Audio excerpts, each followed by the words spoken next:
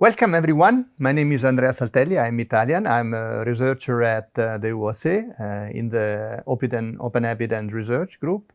I worked for many years in the European Commission Joint Research Center, and I'm by background a natural scientist. I was a chemist, then I did a lot of applied statistics and econometrics. I also worked more recently at the University of Bergen, where I worked more on epistemology, history and philosophy of science, and these kind of things. Today I'm here to talk about something a bit exotic, so something which we could call the sociology or the ethics of quantification. And we will start discussing this topic by making a long detour, a long story, starting way back in time to what we call the origin of the Cartesian Dream. What is the Cartesian Dream? Well, the Cartesian Dream, which we will relate to the issue of quantification, is a dream of dominance and possession of nature. So man becomes not a creature of nature, but the owner, the master of nature in a sense. And the argument I will try to develop is how this development, this change in the way in which man relates to nature has an important element in the issue of quantification, in the issue of using numbers to cut reality in bits which could be numbered. So though the idea of the master and possessor of nature is from Descartes, the dream was more perhaps eloquently expressed by Francis Bacon, and in fact, the dream is also then later on expanded by a third character after Descartes and Bacon, Condorcet. Condorcet was lived a bit later than the other two. He died during the French Revolution in obscure circumstances, and he was also a great enthusiast about the virtues of enlightenment and the virtues of algorithms to compute, to apply to social problems. So what you see here on this slide is a long text which you can find in a novel, a science fiction novel already, published in 1627, so 1 year after the death of Bacon. And in this novel, the character meets a wise philosopher who tells him what science will eventually deliver for the good of humanity. Now, because you cannot read this long page, I will cut off the beginning and the end, so to see if we agree that this list of promise was eventually achieved.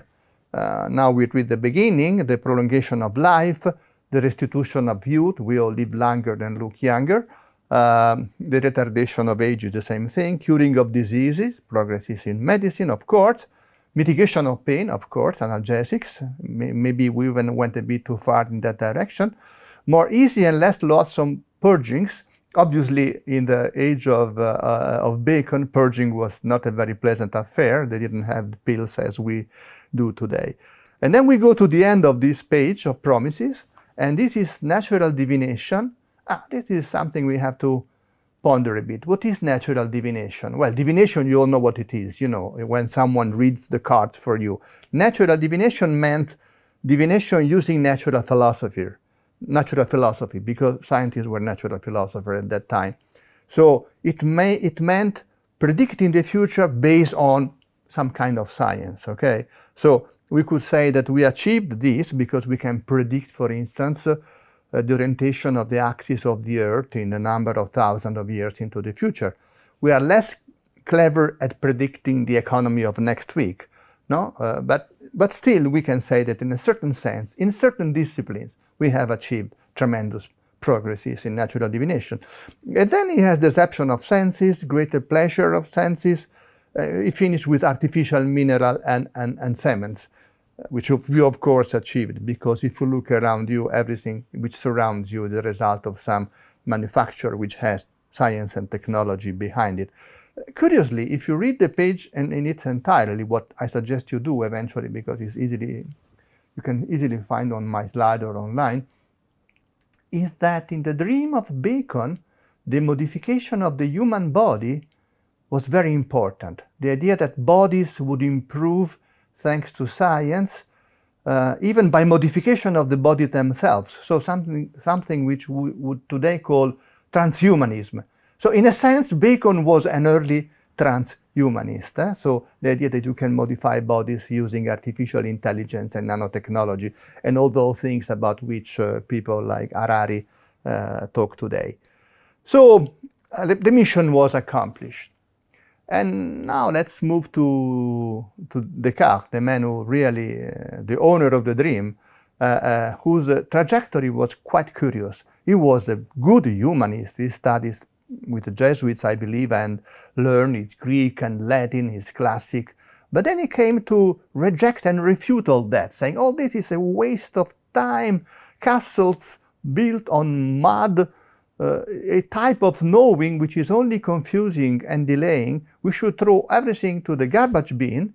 And what should we do instead? Well, we should embrace mathematics. And why so? Well, because if we embrace mathematics, and those are the words of Descartes, we arrive to a knowledge which is useful in life. So useful knowledge, mathematics, versus useless knowledge, humanities, ancient philosophers. And if we do that, we will discover the way to master the forces of water, air, the heavens.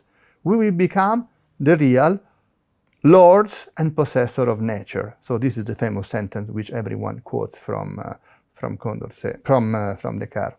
This idea of becoming the owner of nature is very typical of Enlightenment. And if you read the way in which the same theory is formulated in the word of Bacon, it's very much in the form of extracting the secrets from the womb of nature, dominating nature. So it's very framed in a way which today would be probably considered politically incorrect, because de facto what Bacon described is the rape of nature. No? And today we know that with our sensitivity of ecologists, we know that we have indeed raped nature, but the rape Bacon had in mind was of a different kind, of course. And then we come to Condorcet. Condorcet had really incarnated the spirit of the Enlightenment in that he thought that all the errors which had happened in the history of mankind were physical error. What he meant by that? He had in mind natural philosophy, because at the time scientists were called natural philosophy. So in a sense, he believed that if we do errors in our understanding of the world, they will also affect the way we rule our society. And so he suggested that, he made an example, for instance, to explain what he had in mind. What he had in mind was that overpopulation. Shall we overpopulate the planet? No, this will not happen, Condorcet said. This will not happen because technical progress and ethical progress will go hand in hand.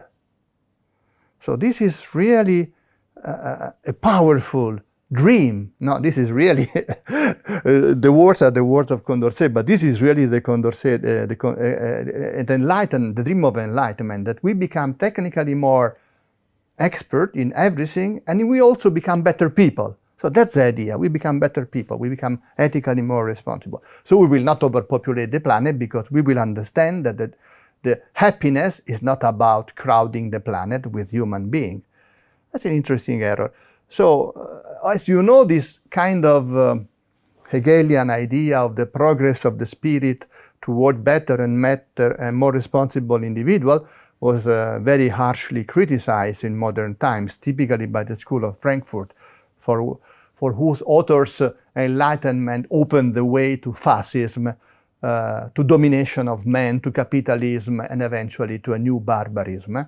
And if you, for those who discuss these things, this discussion is still very much active today, and probably a majority of people, well, I don't know if a majority, but many people still believe in the Enlightenment dream, in the Condorcetian version. Many people have lost this kind of illusion, so it's still a present debate. Condorcet was also very much convinced that he could improve social affairs because he thought that mathematics could be used directly to solve social affairs, not only to master nature, but also to rule how men could relate to one another, no? How humanity could develop and rule itself. And this because he was an expert in what we would call today voting theory, decision theory, multi-criteria analysis. He was a wizard of he was a father of multi-criteria analysis. Still today we use in multi-criteria analysis concepts such as Condorcet winner, Condorcet ranking procedure, meaning by that if you have to do a voting process and you use Condorcet rule, you have a certain winner, which is different if you use other rules. So it's still something we use today. So as I discussed, the dream of Condorcet and the dream of Descartes, in a sense, all included a quantification agenda. Of course, for Descartes it was geometry, for Condorcet it was algorithm, but quantification was nevertheless there. And there are thinkers, modern thinkers like Alfred Crosby I mentioned here, this is a book I'm reading right now, who believe that what made the scientific revolution and the industrial revolution later so incredibly successful in the Western world was precisely this ingredient of quantification, the idea that you cut everything into parts, number them, and then work on them using various forms and various algorithms in all fields, from music to geography. And this is a very powerful idea. This would be why the Chinese had the same technology as Western developed in the 17th century, but it was the Western who conquered the world eventually. And his theory of this, what made the difference, is progresses in the field of quantification. In more recent time, this idea of quantification had a long story with many characters. I mentioned only one. Bentham, the philosopher Jeremy Bentham, known for utilitarianism. Even today we use a lot of utilitarianism in a lot of, when we do a cost-benefit analysis, we are in a certain sense using the idea of Jeremy Bentham, the idea that you can compute the greatest good by adding up all the ingredients of a calculation which will lead you to the right solution. Bentham was also famous for the Panopticon. You may have heard about that, the idea of a prison where the warden could check on all the inmates thanks to the geometry. So again, you see the geometry comes into play again. It's an interesting concept. If you like this kind of discussion, there is also a book called The End of the Cartesian Dream. Well, the dream has not finished, but the book is called The End of the Cartesian Dream. The book is available. You can find the book online. And if you like the book, there is an introduction to this book written by the philosopher, American-born British philosopher Jerome Ravitz, on the rediscovery of ignorance. This is also another story. This would open another parenthesis, because ignorance was, as you remember from Socrates, the Socratic ignorance was a virtue which is lost with enlightenment. With enlightenment, ignorance is a vice. With this story of the Socratic versus enlightenment idea of ignorance, we close our first segment. Now we continue our discussion of the Cartesian dream with, of course, as I just mentioned, the dream, according to some, ended or is ending, but it is not ending in its capacity to deliver wonders. So I could now speak about the Higgs boson, about artificial intelligence, about gravitational waves. Gravitational wave is a fascinating topic. You look how now we watch the universe thanks to observatory of gravitational wave. Here I only present one slide, for the sake of time. And this is a few weeks ago, at the time of giving this talk, the landing of Perseverance on Mars. So man achieved sending people, on other planets. This is something I think not even Bacon thought we could do that. Okay, and if you are by training a natural scientist, you were probably nourished with this Cartesian dream, in a sense. You're training the way you were trained in follow the rule of science.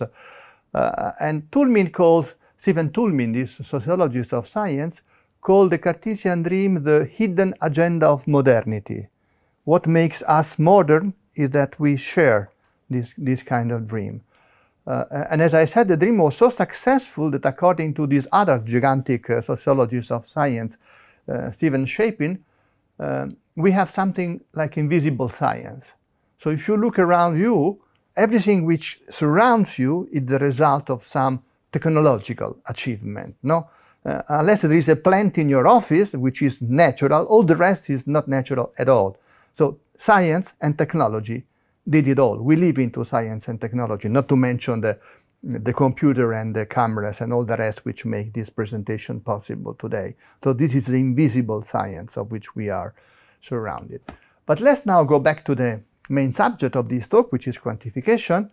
And so I will now give you the dark side of quantification. I will describe the quantification blues, if you wish, okay? Following what is now a rich production of work in the field of sociology of quantification. But first of all, I would very much like to stress that numbers can be visible or invisible. So when you look at the ranking of university, you are looking at visible numbers, okay?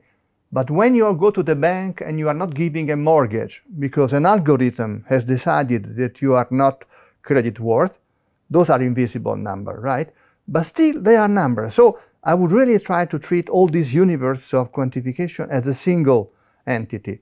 In fact, this scholar I'm quoting now, Pop Berman, she also said that it is very difficult nowadays to distinguish ranking indicators, mathematical models, or algorithms. Now, this would be a technical discussion if you wish, but those who develop deep learning algorithms know very well that in their developing, they do a lot of things which belong to statistics, to modeling, to ranking, and so on and so forth. So it's very difficult to separate all these things. Even when you do mathematical modeling, your model is very much related to the underlying data, and some people talk of symbiotic relationship between mathematical model and their own set of data.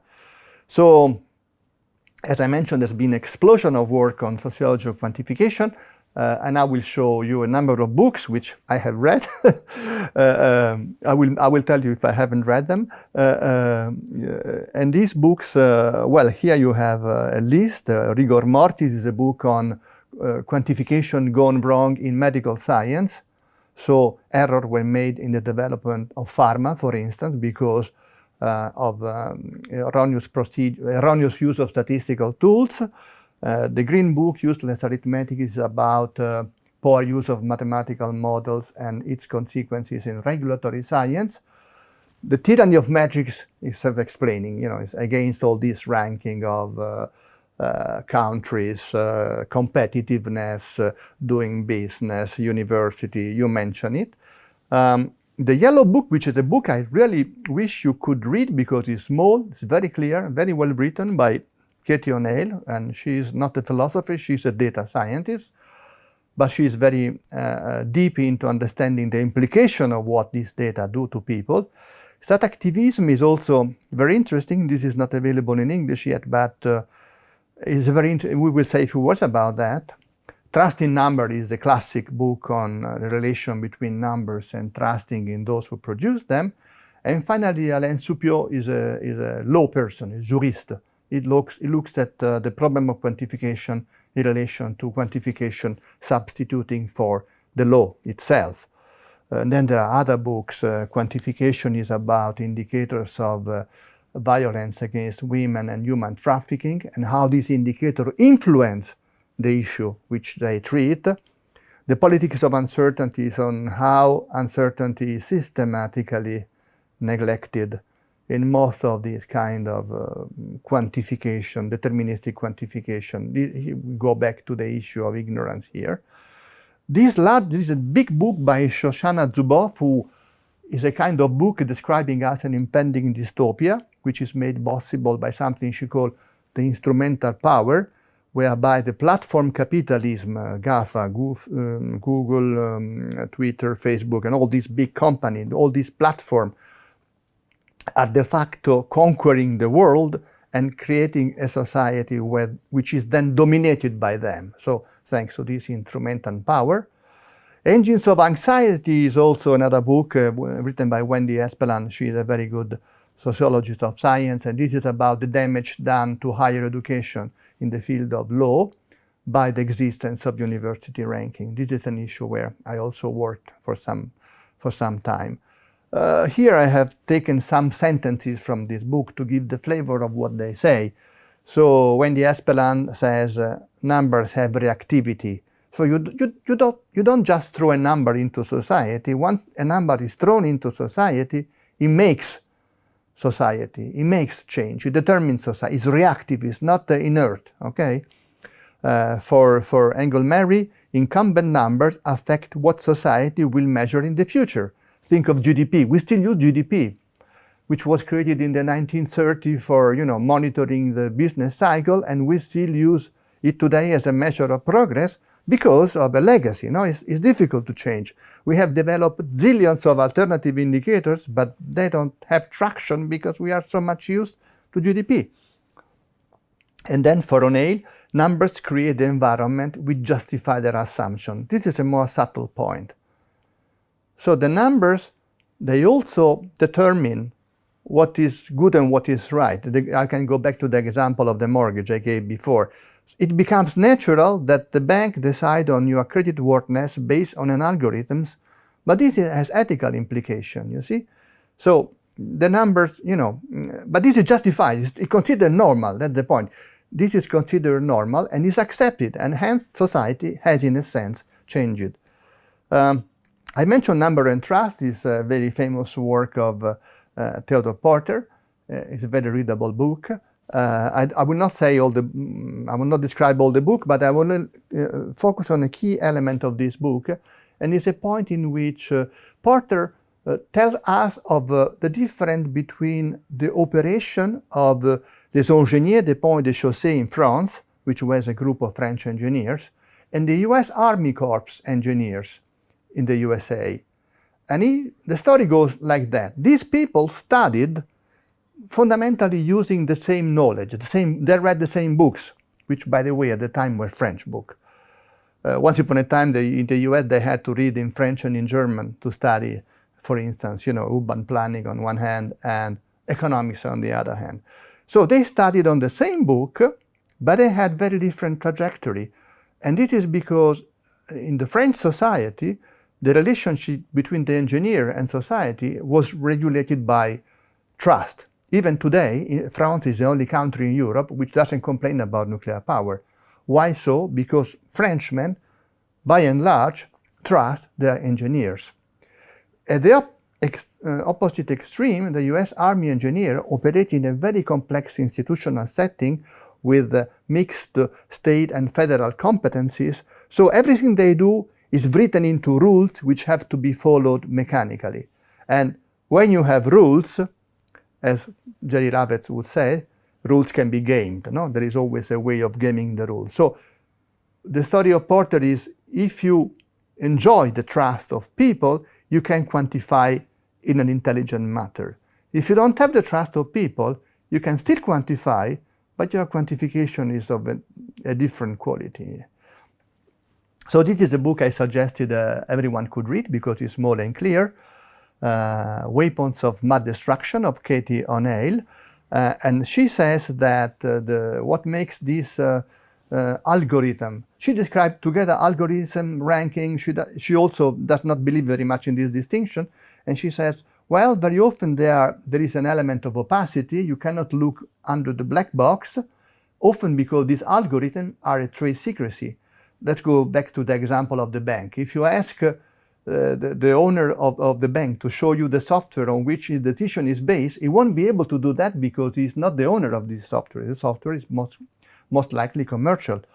And the same applies to algorithms used for recruiting, for the career, including our own career as researchers, prison sentencing, so software used by judges for paroling, custody of minors, but also for political campaign. You heard about the scandal of Cambridge Analytica, of course. So how this algorithm can also be used for a very devious and anti-democratic purpose. So And also, additionally, what makes this algorithm dangerous, they can be scaled up. No, they can colonize the world. Imagine for an example, the Shanghai ranking of university. It was developed for looking at how China was doing in relation to the other big continent university-wise, and it's now become a universal standard of university quality. So it's scaled up, no? So this system can scale up very easily. And then they cannot appeal. You cannot complain with the bank manager for the not given loan because, what he cannot answer you. He is not, the owner of the decision, so you cannot appeal.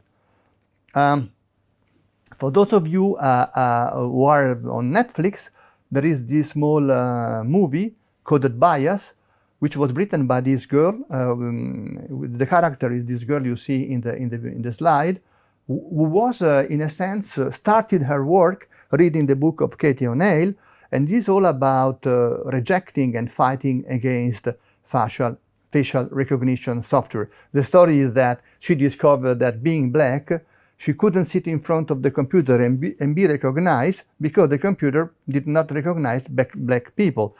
So she had to use a white mask. Wearing a white mask, the computer would recognize her as a person, and she, of course, didn't like this very much. And so she started this campaign. What you see here is the website of the Algorithmic Justice League. As you can see, their powerful newspapers have joined the campaign: Fortune, Forbes, Times, the New York Times, and so on and so forth. And now this is a quite vigorous movement in the USA to fight facial recognition, indiscriminate use of facial recognition software. Octavia Ocasio-Cortez got involved. There was a hearing in the American Parliament. It's an interesting story, but the movie is very nice. Lasts about 1 hour, so maybe you can watch for yourself. And this concludes our second segment for today. Welcome to our third segment. We will continue discussing a bit about quantification blues, problem in quantification. Now, something every scientist should know is the Goddard law, and the Goddard law says is a bit against this idea of the system, not the system which can be gamed. It says every time a measure becomes an objective, it is no longer a good measure. This is called by some people the Campbell law, the Goddard law. It has different names, but it's simply the idea that, let's make an example for researcher. Now, if you are counted by the number of papers you publish, you will tend to do more paper, making them shorter, no? The salami slicing idea. So, but in this way, the number of paper will not anymore be a good measure of your scientific productivity. You have simply adapted your behavior to the measure. Also, Müller, I mentioned before, discussed a lot logic of this kind, how this apply. The book of Müller, The Tyranny of Metrics, discuss issues of metrics fixation, because we are really fixated with metrics. Think of the media. The media consume metrics like, they really love those metrics. But the metrics can also be gamed, and this is also a big theme in the book, which describe a lot of case study from war, medical aid, education, foreign aid, and a lot of issues of this kind. And also especially discuss what the unintended consequences of metrics can be, like goal displacement, like Goddard, rule cascade. Of course, if there is this kind of gaming the system can be complexified to cope with the gaming, but then this gives rise to a kind of cascade of rules, no? And then there are, what else do we have there? Discourage cooperation, because if you and I are measured by the same yardstick, we cannot cooperate. We need to be in competition with one another.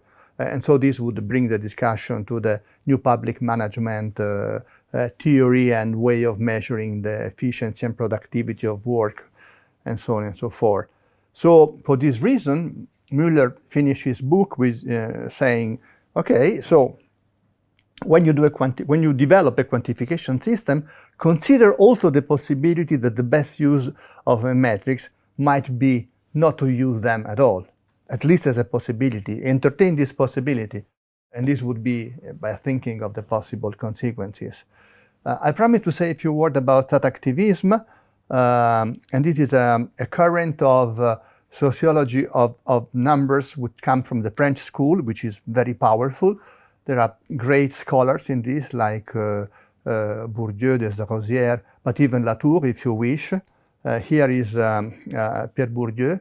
He wrote a famous book, Les Héritiers, to show to the French people who were convinced that the educational system in France was very much promoting fraternité, égalité, and all that, was instead fostering and maintaining social differences. No? So it was really the opposite of what French thought they would achieve. So the school didn't help resolve social difference, but help maintain those social differences. He also said that sociology must be fun, so that the irony can be used in making those cases, for instance, in deconstructing a quantification. How can one be a stat activist?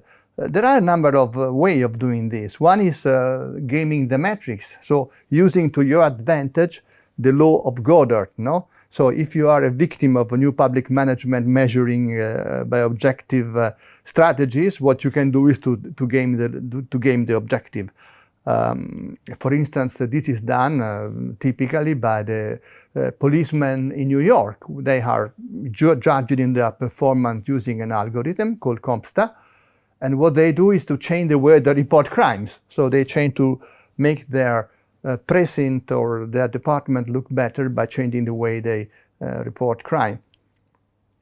There are also another way of being a stat activist, and this is by throwing light to something which is not seen by anyone, by producing the right numbers which would make the issue become visible. No? And this, for instance, an example here in the book on this slide is about the creative class. For those who know, the creative class is something which is considered by some optimistic intellectual to be really the soul to which makes the big city function. So one of the engines of the economy is really the presence of this creative class, be them actor, musician, scientist, engineer, whatever. And the result of the investigation done by the stat activists is that most often than not, this creative class is composed by people on a precarious job situation. You might have heard about the expression proletarianization of research labor force, whereby if you now enter in whatever university lab, the people doing the hard work on the computers or on the lab bench, they don't have a job. I mean, they are part-time jobs, and some people remain in this part-time job, till they are quite old in their career. Then another way of bringing to the surface hidden problems, another French case. When French Telecom was privatized, under the radar, people started dying, committing suicide in French Telecom. And nobody knew, till the French activists got into the act and with some help from the media, managed to show that there was really a peak of suicide in this company, and it is because they were being brutally either fired or displaced, to different France departments with dramatic consequences. There was a trial then in France about that, and the CEO of this company, unfortunately, got away with just a fine for behaving the way he behaved. This is also a very sad story. The stat activists also engaged with in the way in which inequality and poverty should be measured, and in this they engaged in a conflict with the INSEE, which is the French Statistical Office, because for the French Statistical Office, the French society was not becoming more unequal. And especially for the people in the unions, they thought that instead they could measure an increase in poverty in France. So what was wrong there? So they start speaking with academicians, with statisticians, with the stat activists, and they came to the conclusion that they should measure poverty in a different way. And this is what they did. Initially they were ignored, but then Le Monde was interested in the story and ran some pieces on this. At this point, INSEE was forced to negotiate and to discuss with the state activists on how to actually change, even for the state, even for INSEE, the way inequality was measured. And it is important for the state activists, and here I have a quote from Bourdieu, that quantification should not be abandoned in favor of using exemplar histories or incommensurable, because abandoning quantification would be an error. For the statistician, you fight a number with a better number. And one of their slogans is, a better number is possible. Okay, now come to Zuboff.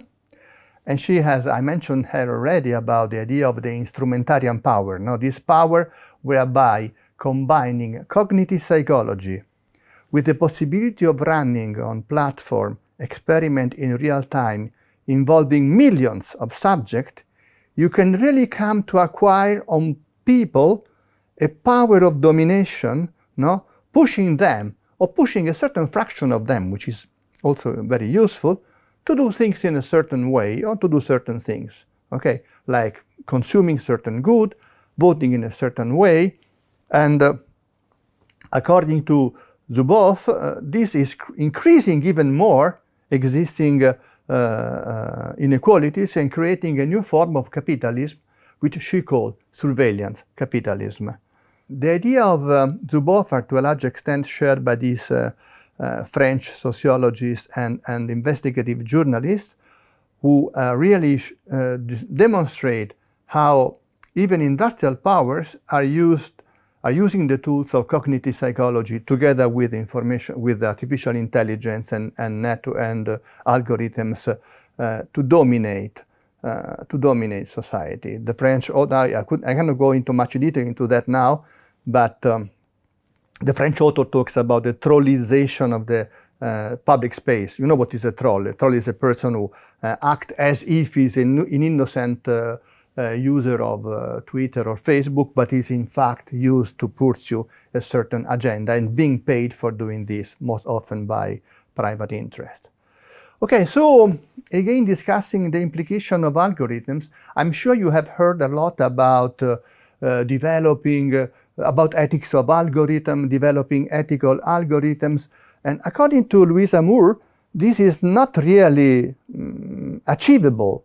I mean, let's go back to the example of the bank. You think the bank would adopt a software which lend money to poor people? I doubt, most likely they wouldn't, you know. And also the idea that, again, quoting from Amore, the idea that we can impose our ethics on the algorithm is in a sense delusional. For her, it's the other way around. The algorithms are imposing their ethics on us. She says algorithms are ethico-political arrangement of values, assumption, and proposition about the world. So I guess you understand what we are talking about here. Nick Couldry is also another scholar. This is very interesting. He talks about data colonialism.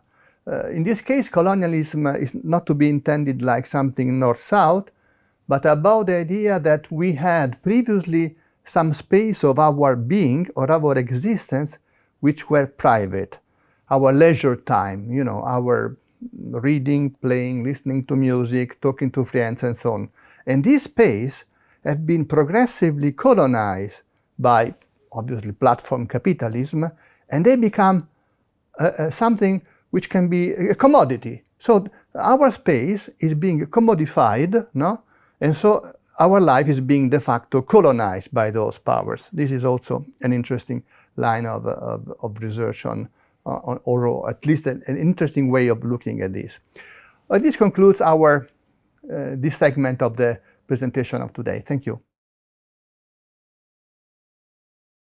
Welcome to this fourth segment of today's presentation, where we look at the situation of quantification as seen from the law angle, from jurist, as I mentioned, Alain Soupiot. If you can understand French, there is also a wonderful series of lectures on the website of the Collège de France, read by Soupiot, small segment of 10 minutes, and here I give you the link on this slide. And so he discussed how the total market is leading to a normative use of quantification, whereby, as I mentioned before, now using this idea of the measuring the performance of the labor force, for instance, by objective, you are de facto transforming the old Taylorian system where the worker was selling his time to his employer in a system where he is engaged into the achievement of objectives, and so he is continuously mobilized to achieve those objectives. So it's a kind of cybernetic way, like a thermostat. I cannot never rest, even in my sleep. I must dream about the objective I need to achieve.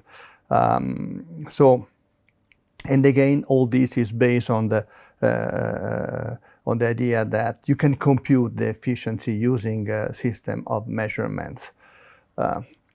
And so it says, if we do that, what happens is that we are throwing away the idea of governing by just law to the idea of governing by algorithms in the pursuit of objectives which are to be obtained efficiently.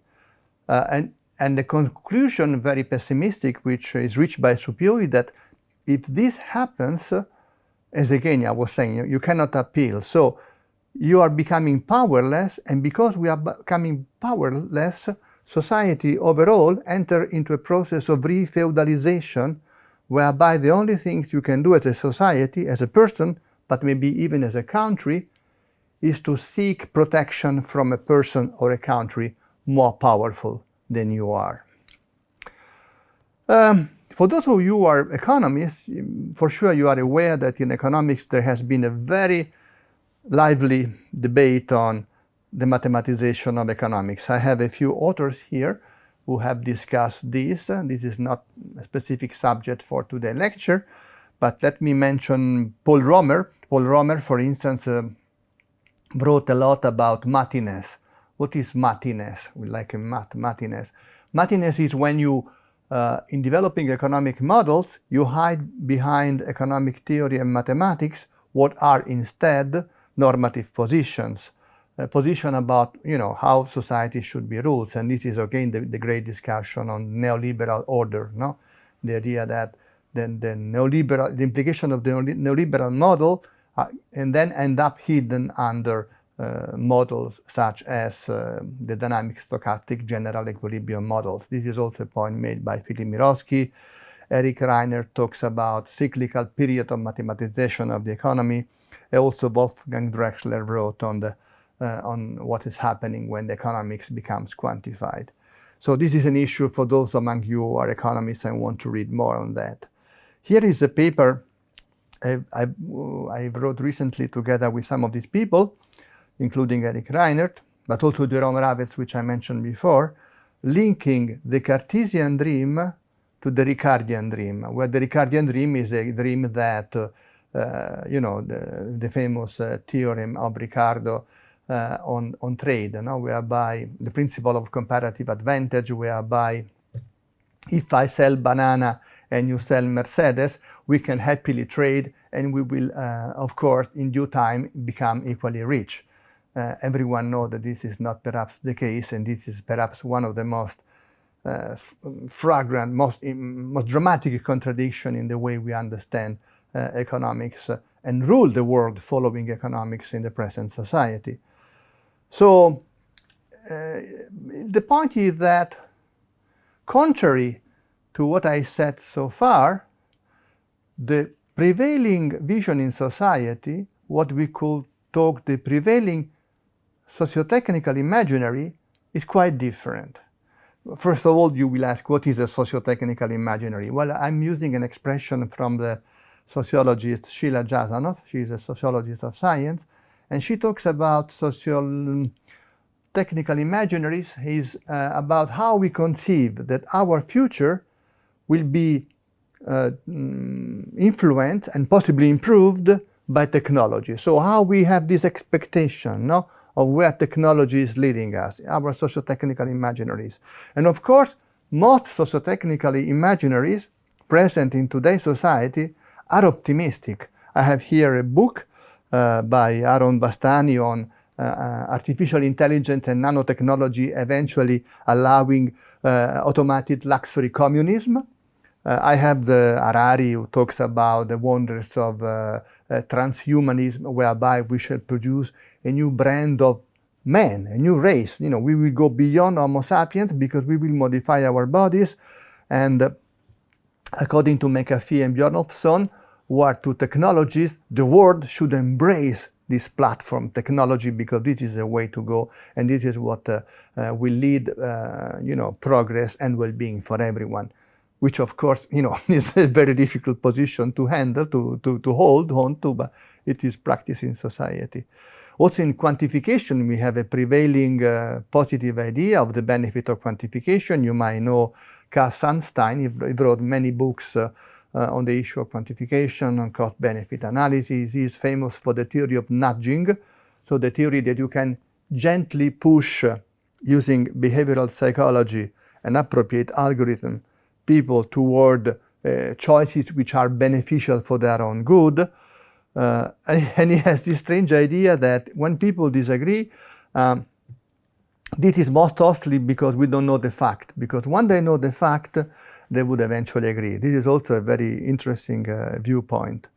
What else? I can show you here Wilhelm Nordhaus. He won a Nobel Prize in 2018 for computing the benefit of climate change in a cost-benefit analysis extending to the year 2100. Now, I don't know how many of you are familiar with this kind of analysis, but if you have any familiarity with this kind of modeling exercise, you will know that predicting something on a socioeconomic system 100 years from now, is very audacious, to say the least. What happened with statistical and mathematical modeling? Well, in statistics, the discussion on the problem of quantification is very active. I could say that statistics is the only discipline, even more than economics, where this discussion has been taken very, very seriously. What happened in statistics is that the statistician understood that their methods were being systematically misused or abused, leading to the consequences, for instance, mentioned by Harris in the book on the errors of quantification in medicine, rigor mortis, the book I mentioned before. So the idea that because you use wrong statistical model, you pass into production pharma which don't work, and so you, in effect, you waste money and kill people. So this misuse of statistics is resisted by statisticians, and some of them went so far as to collect signature to abolish, for instance, the test for significance. Some of you may know about the p-test, which is used to see if the result of an experiment are the result of chance or a true effect. This p-test has been systematically misused. Those statisticians for many decades have made the point that the test should be used in this way. And so, for this reason, some statisticians thought that they could do a petition and abolish altogether this method because it was so easy to game, in a sense. And why people game the p-test? Well, people game the p-test because they want to produce a pharma. They want to write a paper. So there is a lot of wrong incentive in society and also in academia which push people to abuse those tests for the sake of their own individual progress. I have here more references on the statistical war. To Deborah Mayo, who is a statistician, who wrote a book on the subject.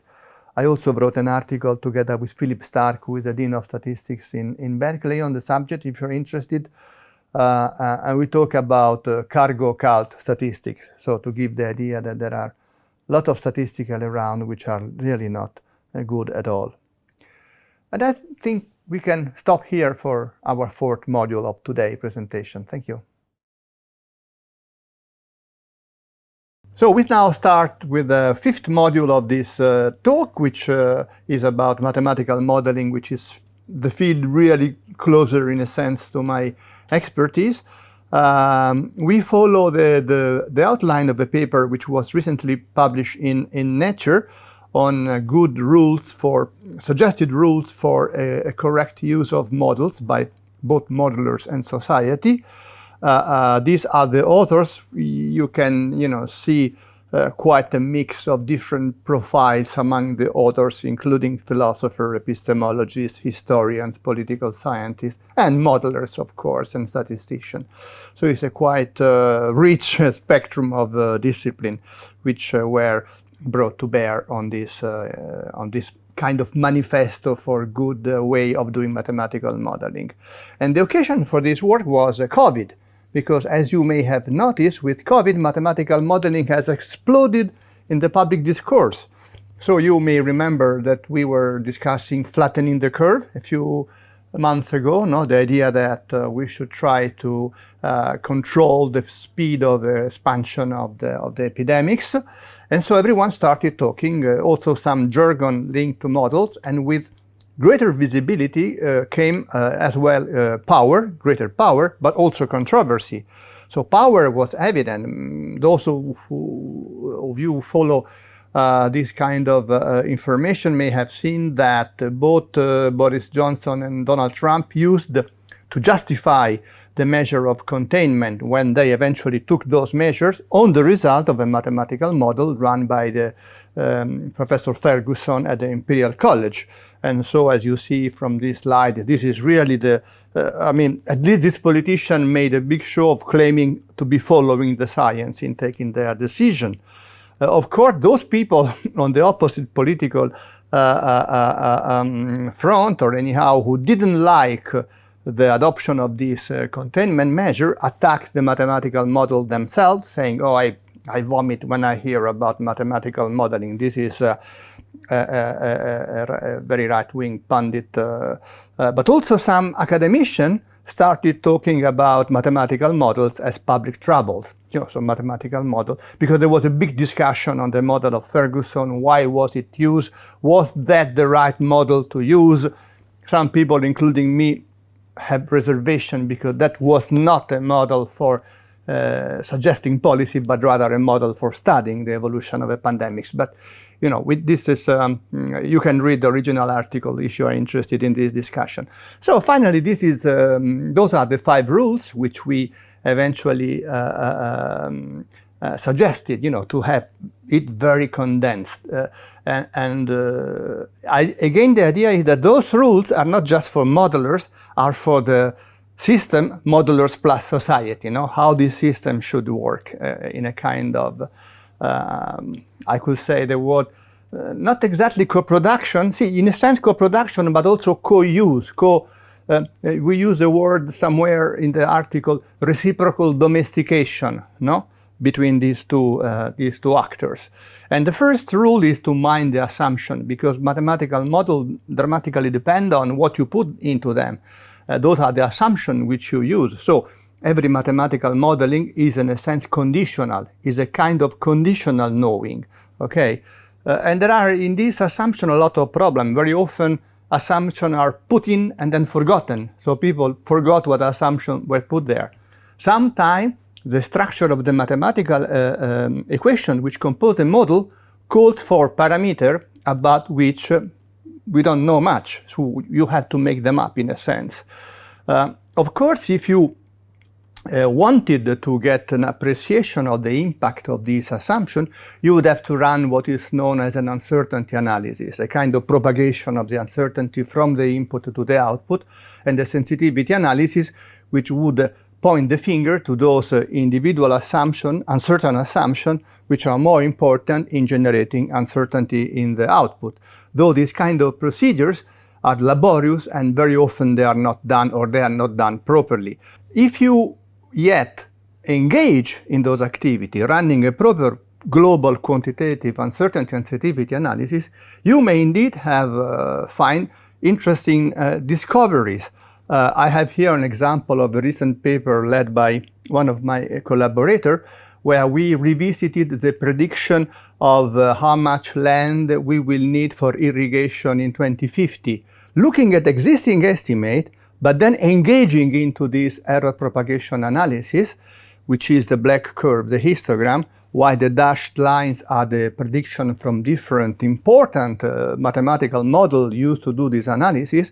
And you can see that more than half of our prediction go beyond the maximum prediction given by the modeler. The two bands on the extreme right, those are the biophysical limit, those which could not or could, be exceeded, again according to some estimate. But this is very serious because this means that we are being overly optimistic on how much land will be needed. Because we also run a sensitivity analysis, I can add that most of these assumptions are not reducible. For instance, they are linked to population dynamics, which are very difficult to predict.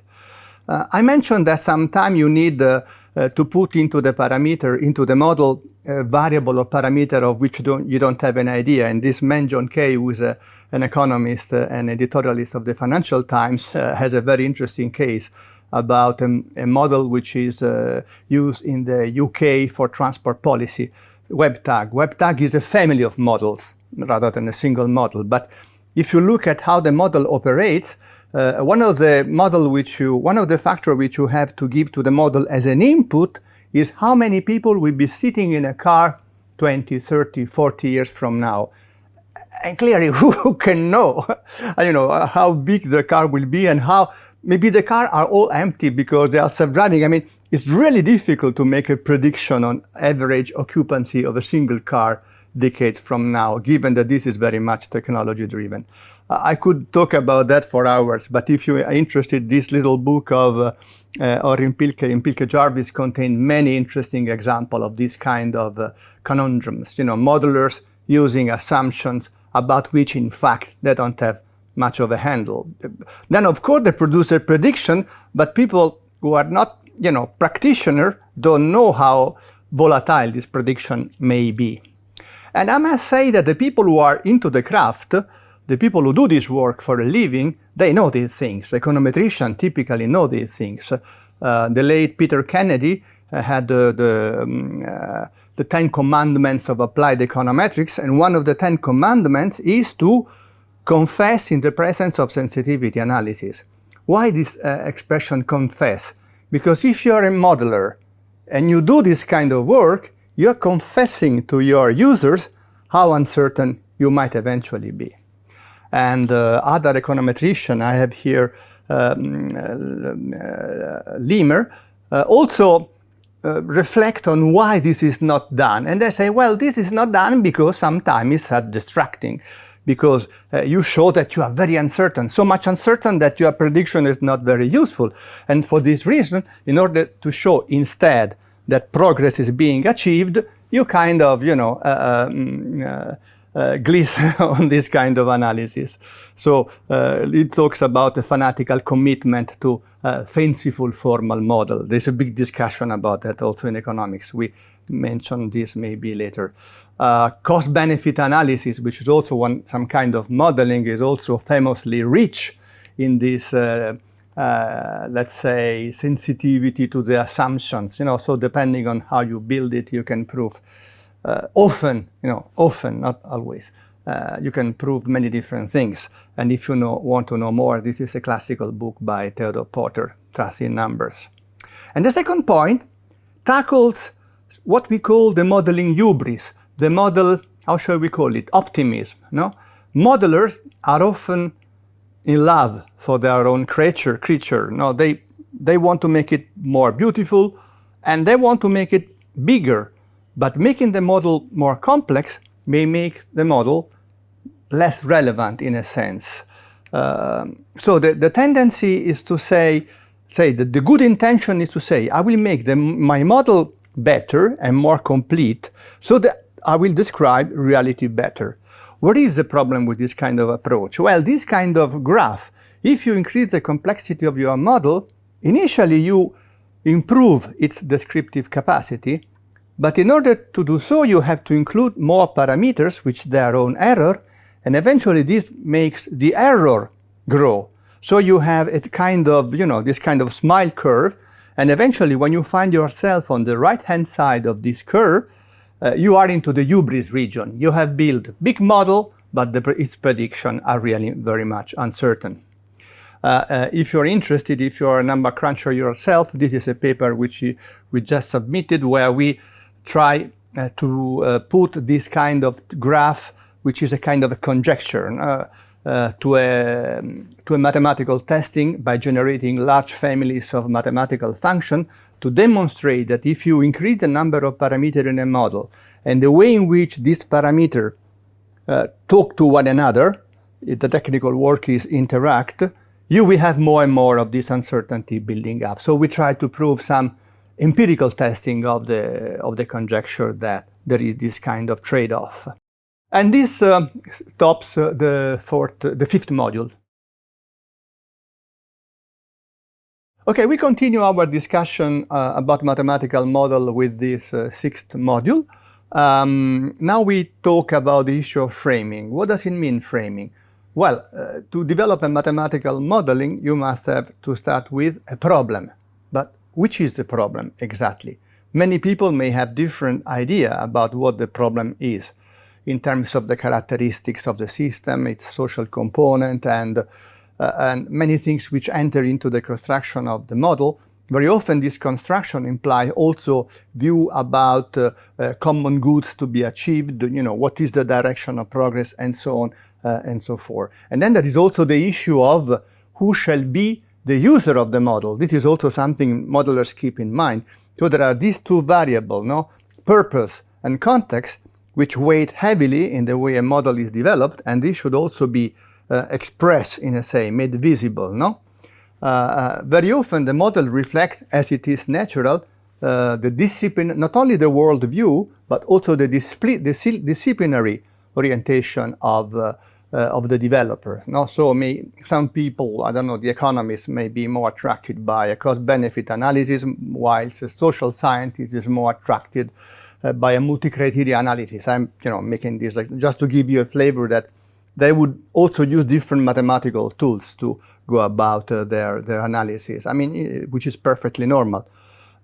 What people should retain, and this is important, and this is a lesson which comes from the social sciences, looking at the activity of the modelers, of those who do impact assessment, policy analysis, and so forth, is that those techniques are never neutral. So a cost-benefit analysis is bound to give you different results from a multi-criteria analysis. And very often, the choice of the method determines the outcome of the analysis. So I have here two books, one from a political scientist, Gian Domenico Maione, another from a sociologist of science, Ulrich Beck, and they both say the technique is not neutral. I also mention here an article I wrote with some of my colleagues on the topic, so I will go back to it. So for Ulrich Beck, it is not uncommon for political programs, you see, to be decided in advance simply by the choice of the expert representative, which are among the advisors. You may understand this when you hear that Prime Minister has selected a group of advisors, and you say, okay, you already understand, and this is what is a fact of life. You know what is going to happen from the people who are taken to advise the minister. So as a remedy against this kind of built-in bias, in this paper we suggest to say, let's use different glasses, different lenses for looking at a problem. So let's invoke different disciplines and maybe even different worldview. So we suggest including something called post-normal science, which is a way of looking at science in a situation where science is really being put to use for policy in a situation of uncertain fact, urgent decision, and also conflicts about values, bioeconomics in the sense of relational ecology, Maturana, Varela, Robert Rosen, for those who know about these things, and also no-Ricardian economics. If you frame an analysis using totally following the economist, but only one family of economists, for example, neoclassic, you will get certain results. If you say, no, we know that not all economists agree, there are more families in economics. If you allow more families in economics to contribute to an assessment, you will have a better plurality of voice to be heard. An important element in this discussion is that important international organization, but also national institutions and bureaucracies have a tendency to instead linearize or simplify the models for a variety of reasons, some of which even good. I mean, there is in many organizations a big imperative of standardization, communication. There are many reasons, some of them relatively innocent, some of them a bit more interested, for trying to, inverted commas, simplify the assessment within the easy paradigm of, for example, a cost-benefit analysis. And in this interesting book, which you can freely download from the web, edited by Scones and Stirling, two sociologists of science, they describe the reason why this is so, why contemporary politics wants to squeeze complexity into some simple recipe. And something should also be said about this issue of hypocognition, no? Or socially constructed ignorance. How is ignorance socially constructed?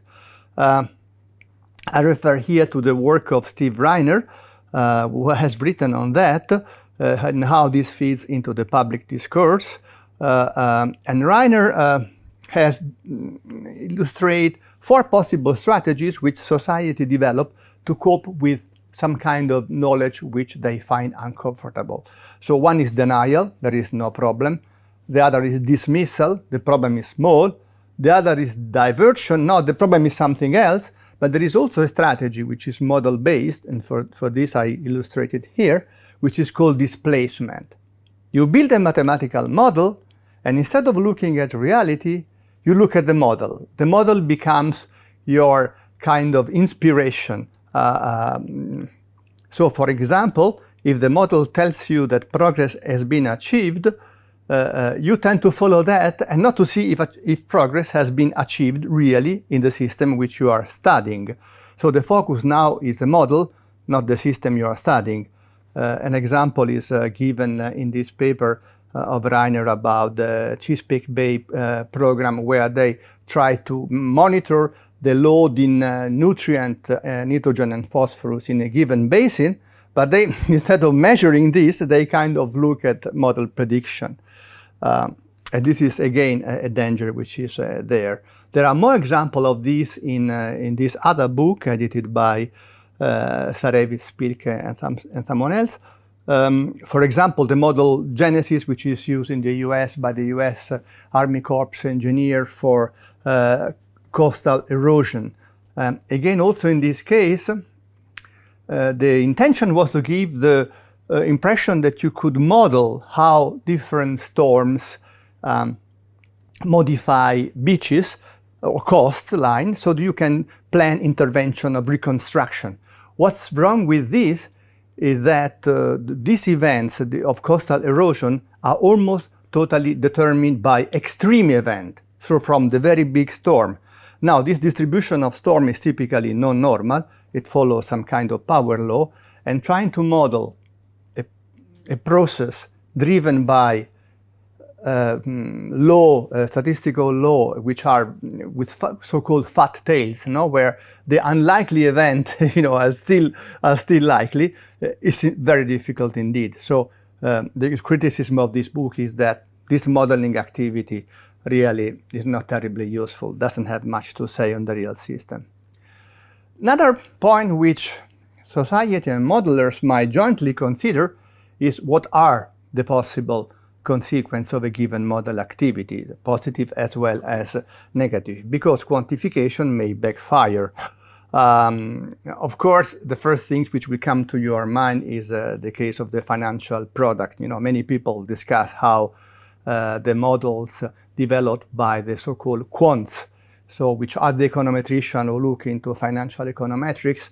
They were held responsible to a large measure for this reckless development of exotic financial products, which were responsible for the financial crash of 2008, Lehman Brothers, and so on and so forth.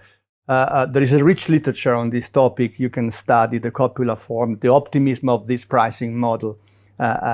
So if you're interested, there is a lot of read about that. Again, there are many other examples. Again, I go back to the same book edited by Scones and Stirling for a chapter on a model using to decide whether a given country had or had not experienced a drought. Okay, So also in this case, there were countries who had experienced a drought, but the model disagreed, and so the international organization didn't want to release the aid which was supposed to be released when the droughts occurred. And even here you can see that mathematical modeling, proprietary also in this case, I believe, because very often these models are not free, cannot be inspected because they belong to someone, cause remarkable problems. Here I have an example which we discussed in the article on Nature, which I mentioned before, which is really, for practitioners of sensitivity analysis, incredible. So those people, what they did is a kind of extreme, a very rudimentary sensitivity analysis where they moved each parameter to its extreme, and calculated the number for the maximum dose of possible casualty for Africa. This was done by the African branch of the World Health Organization. This prediction, I mean, I should now enter into the detail, but take my word for the fact that this prediction of 190,000 people could die is meaningless. This number doesn't mean really, de facto doesn't mean anything. It's simply 1 point estimated in multidimensional space, I might say with zero mass. But again, if you go to the original paper, you will find more on that. And this concludes the 6th module of our discussion. Okay, we continue in the 7th module of this chat on mathematical modeling, exploring the rules suggested in the manifesto published on Nature, and the last one is the appreciation of uncertainty, including the unknown, the truly unknown. So acknowledging, in a sense, ignorance. And a point we make in our work is that this man, Anthony Fauci, is in a sense a hero because he had the gut to resist to a politician who was in a public hearing with American politicians, who was insisting to extract from him a number for the possible number of casualties in the USA. And he kept saying, sir, I cannot give you a number in this situation. We don't know what we are going to do.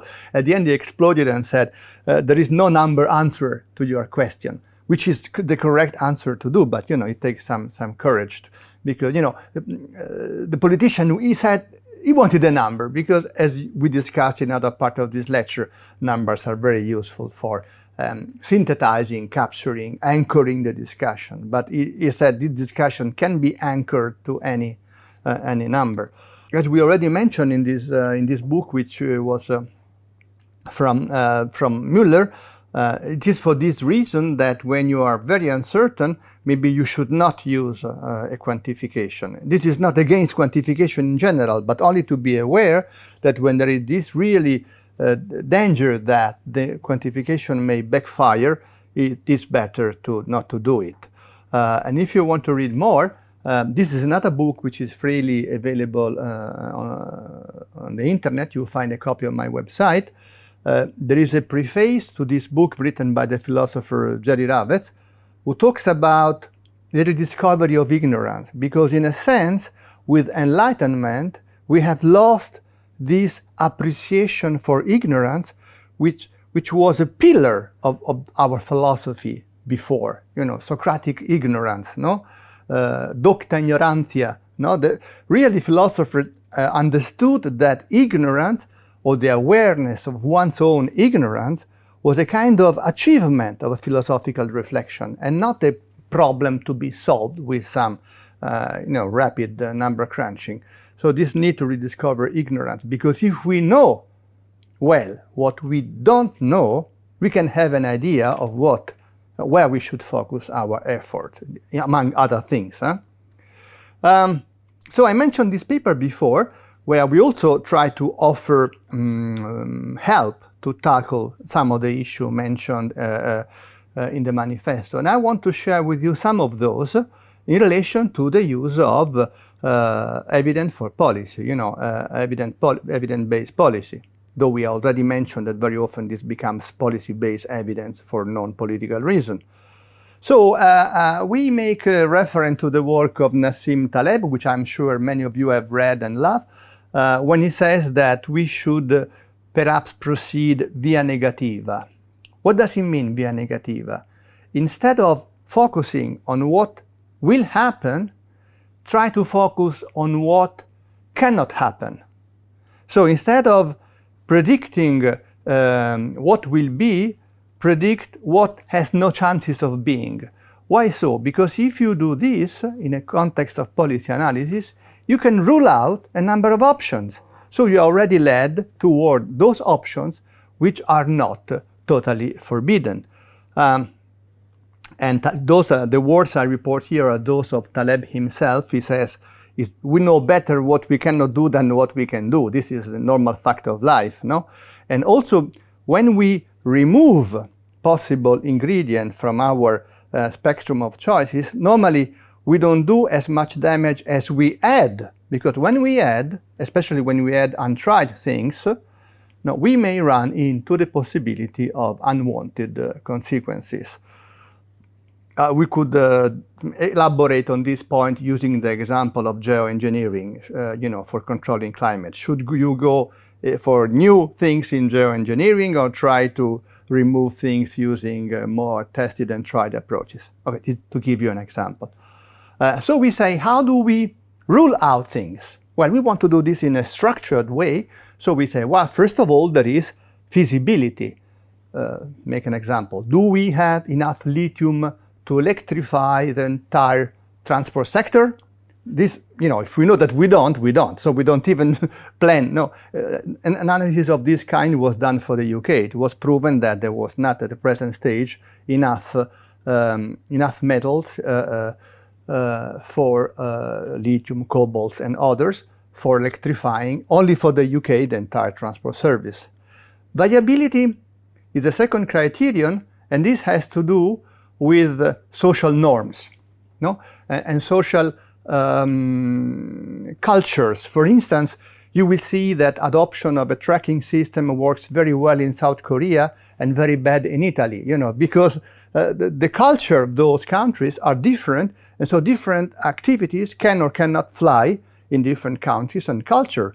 Not to mention that different countries have different laws and constitution, which make certain things forbidden or not forbidden. Eliminating guns in the USA runs against a very important constitutional amendment, to make other example. The last point is also fairly obvious, is desirability. Do people want this given policy? You have recently heard about, there have been many referenda about that. One was lately in Switzerland, where people had to vote on a tax on fuel to reduce emissions. Similar things happened in Norway not last year. And the electors, by and large, said no. So they may wish to control climate change, but they don't wish to reduce the energy consumption. And if you give them a chance to express their opinion, you heard about the Gilets jaunes in France. This was really incredible. I'm not having a normative position here. I believe that from the point of view of those affected, this was a logical choice. I mean, taxing fuel is also a regressive tax which hurts the poor more than it hurts the rich. But you have to consider this when you design a policy, even when using evidence. So, in a sense where we conclude our manifesto saying that there should be a better domestication between models and society, and there are two important points. One is that modelers should behave more responsibly when they should refrain from overselling their certainty or the certainty in their results. And at the same time, politicians should not try to offload their responsibility on the model of their choice. And these sentences were, were received by, with mixed reaction by different kind of users. If you look at the discussion on which was developed then on Twitter and on other online fora. And this concludes our 7th module.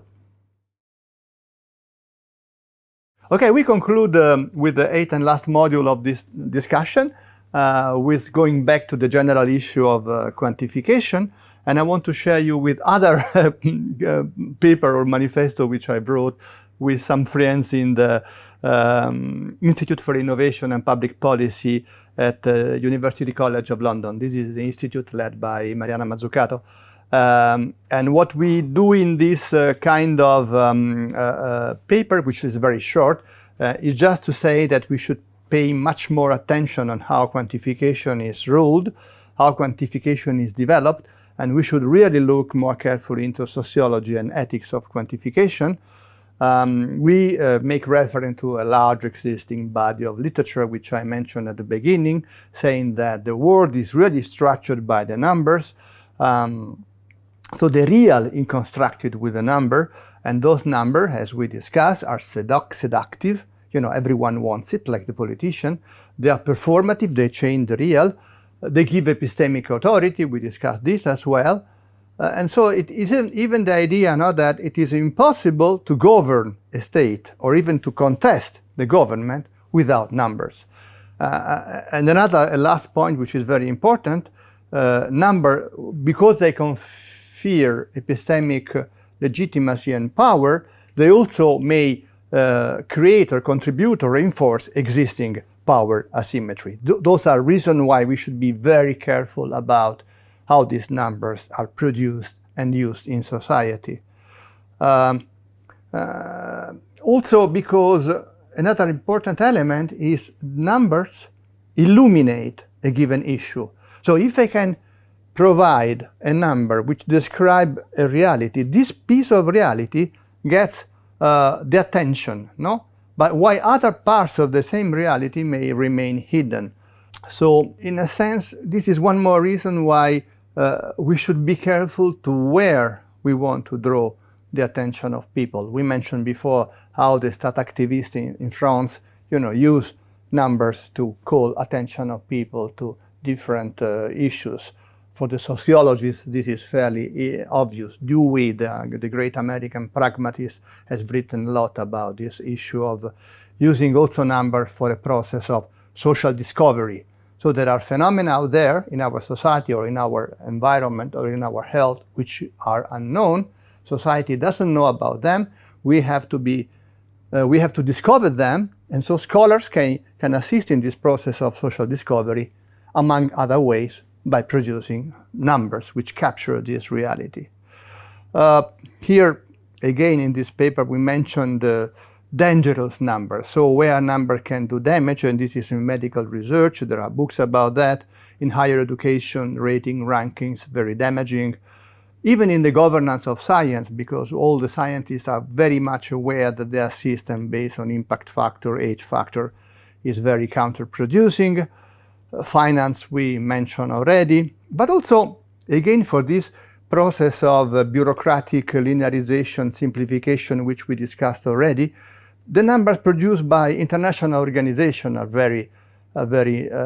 can be very problematic, because also they may tend to create kind of north-south, kind of neo-colonialism driven by number, and this holds for the World Bank, for the FAO, for the OECD, for many of these international organizations. Someone should keep an eye on what numbers they produce. You may have heard recent furious discussion about the Doing Business Index. So for those of you who are interested, you will find something about that. And there is also in this kind of quantification game, the fashion. No, there are fashions. Some methods become trendy since a number of years. For instance, randomized controlled trials have been defined as a golden standard in measuring the effectiveness of policy. But this method also have their drawbacks, which should be well known and studied and communicated to the user, instead of simply telling them that this is a gold standard. The gold standard, whose gold standard, one might ask? The World Bank or the population which are on the receiving end of these kind of measures.